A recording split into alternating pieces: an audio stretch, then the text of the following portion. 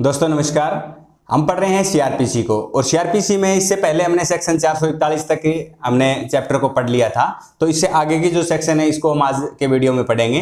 तो आज हम शुरुआत करेंगे सेक्शन 442 से। सेक्शन 442 क्या कहती है कि अभिरक्षा से उन्मोचन। उन्मोचन का मतलब छोड़ना। कई बार ये शब्द है इनकी दिक्कत हो जाती है, तो मैं इसलिए ये लिखता हूँ ये जो शब्द की आगे जो भी अगर एग्जाम में ऐसा शब्द आए तो किसी प्रकार की दिक्कत ना हो। यहाँ अगर छोड़ना लिख दिया और आगे अगर उन्मोचन आ गया तो दिक्कत हो सकती है। तो अभिरक्षा से उन्मोचन सेक्शन कहती है 442। अब इसकी उपधारा क्या प्रबंध करती है कि उन्मोचन मतलब छोड़ने का मतलब ऐसे हुआ जैसे ही किसी व्यक्ति ने अपनी जमानत दे दी, उसने बंद पत्र निष्पादित कर दिया, उस बंद पत्र के निष्पादित करने के साथ ही उस व्यक्ति को अभिरक्षा से छोड़ दिया जाएगा। ये इसकी उपधारा 1 प्रबंध करती है। ये तो कंडीशन हुई जैसे भी अगर पुलिस का अभिरक्षा में है या मजिस्ट्रेट के सामने है तो उस समय उसको छोड़ दिया जाएगा। लेकिन अगर अभियुक्त उस समय अभिरक्षा में है और वो जेल के अंदर है और उसकी अगर जमानत मंजूर की जाती है और वो बंद पत्र निष्पादित करता है तो इसका आदेश जेल का जो भी बारसाधक अधिकारी है, जेलर है, उसके पास कोर्ट उसका आदेश भिजवाएगी और उसके बाद जेलर उसको तुरंत आदेश मिलने के बाद तुरंत उस व्यक्ति को जेल से छोड़ देगा। ये इसकी उपधारा 1 कहती है। और यदि जेलर वो आदेश मिलने के बावजूद भी उस व्यक्ति को नहीं छोड़ता है तो जेलर के ऊपर 345 आईपीसी की कार्रवाई होगी।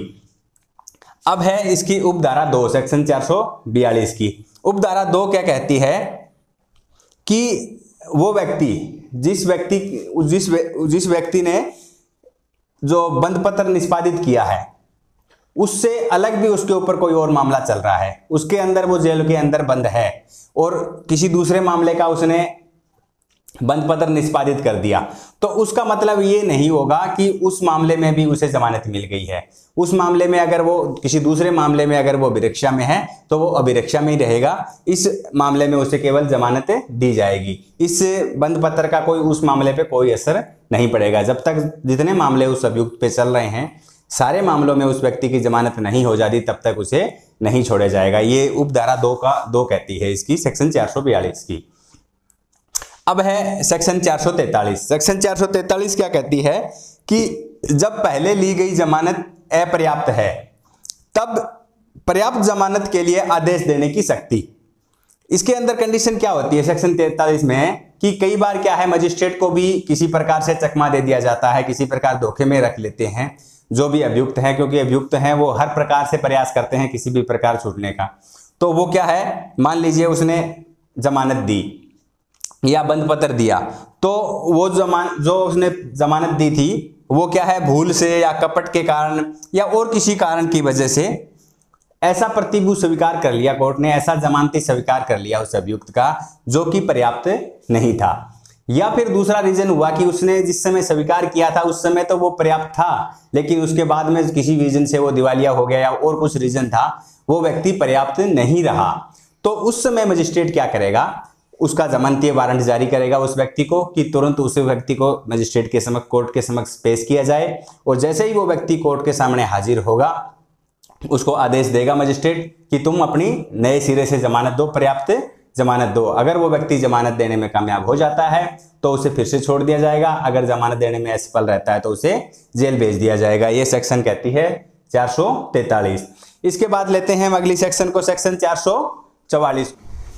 अब है सेक्शन 444। सेक्शन 444 क्या कहती है कि प्रतिभूओं का उन्मोचन। इससे पहले हमने सेक्शन जो 442 पढ़ी थी उसमें क्या है अभियुक्त का उन्मोचन पढ़ा था हमने कि अभियुक्त को छोड़ना, जब जमानत मिलती है तो अभियुक्त को छोड़ रहे थे। यहाँ पे क्या है, जो व्यक्ति जमानती है उस व्यक्ति का उन्मोचन हो रहा है, उस व्यक्ति को छोड़ा जा रहा है। इसका मतलब क्या हुआ, इसकी उपधारा 1 कहती है कि जो व्यक्ति जमानती हुआ है, किसी व्यक्ति के किसी अभियुक्त की उसने जमानत दी है किसी केस के अंदर और कुछ समय के बाद उस व्यक्ति को ऐसा लगता है कि वो जमानती नहीं रहना चाहता, किसी वजह से उसे ऐसा लगता है कि या तो वो जो अभियुक्त है वो उसकी बात नहीं मान रहा, वो पेश नहीं होगा, ऐसा उसे लगता है, तो वो किसी भी समय अपनी आवेदन उस कोर्ट के अंदर दे सकता है जिसके सामने उसने अपनी जमानत दी थी कि मैं अब उस अभियुक्त का जमानती नहीं रहना चाहता। सेक्शन 444 की उपधारा 1 कहती है। उसके बाद उपधारा 2 प्रबंध ये करती है कि जैसे ही उस व्यक्ति ने कोर्ट के सामने आवेदन दिया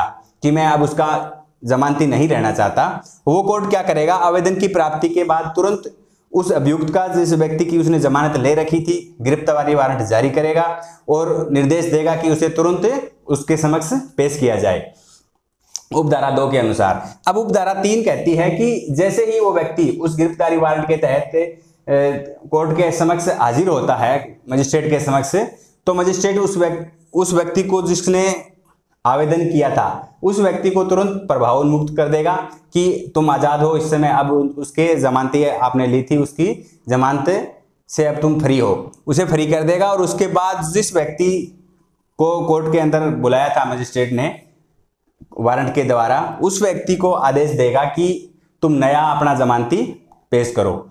अगर वो व्यक्ति नया जमानती पेश कर देता है तो उसे फिर से छोड़ दिया जाएगा, और अगर वो नया जमानती पेश करने में कामयाब नहीं हो पाता है तो उसको जेल भेज दिया जाएगा। ये कहती है सेक्शन 444। इसके बाद है सेक्शन 445। सेक्शन 445 क्या कहती है कि मुचलके की बजाय निक्षेप यानी कि नगद जमा करना।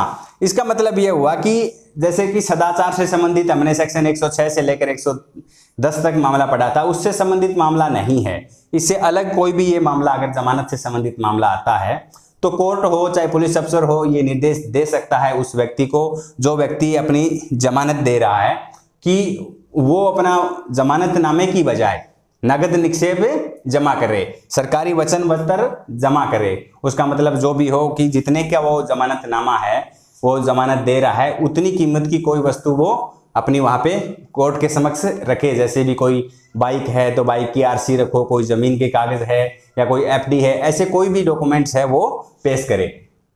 ऐसा निर्देश कोर्ट या फिर पुलिस अफसर दे सकता है।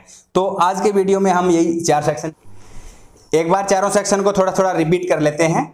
सबसे पहले हमने ली थी सेक्शन 442। सेक्शन 442 के अंदर था, जैसे 444 में प्रतिभूओं का उन्मोचन है, उसी प्रकार 42 के अंदर अभियुक्त का उन्मोचन था। अभियुक्त जैसे ही अपना बंद पत्र निष्पादित कर देगा, उसे तुरंत छोड़ दिया जाएगा। अगर जेल के अंदर है तो जेलर को आदेश देगा कोर्ट कि उसे छोड़ दिया जाए। जेलर आदेश मिलने के साथ ही उसे छोड़ देगा, नहीं छोड़ेगा तो सेक्शन 345 आईपीसी। दूसरी उपधारा उसकी 2 कहती थी कि अगर इस मामले में जमानत दी है, उससे अलग कोई और मामला उसके ऊपर चल रहा है, उसकी वजह से भी वो जेल में है, तो इस बंद पत्र का उस मामले पे कोई असर नहीं पड़ेगा। जेल में है तो जेल में ही रहेगा। सेक्शन 442 का प्रावधान था। सेक्शन 443 कहती है कि जो जमानत दे रखी है कोर्ट के अंदर, वो लगता है कि अपर्याप्त है, तो मजिस्ट्रेट क्या करेगा कि भाई वो जमानत या तो धोखे से या किसी वजह से मजिस्ट्रेट ने वो स्वीकार कर लिया वो जमानती, या फिर वो बाद में अपर्याप्त हो गया, तो उसको जमानती वारंट जारी करेगा, कोर्ट में पेश करवाएगा और उस व्यक्ति को नया जमानती देने का आदेश देगा। नहीं दे पाता जेल भेज देगा। 443 कहती है। 444 प्रतिभूओं का उन्मोचन।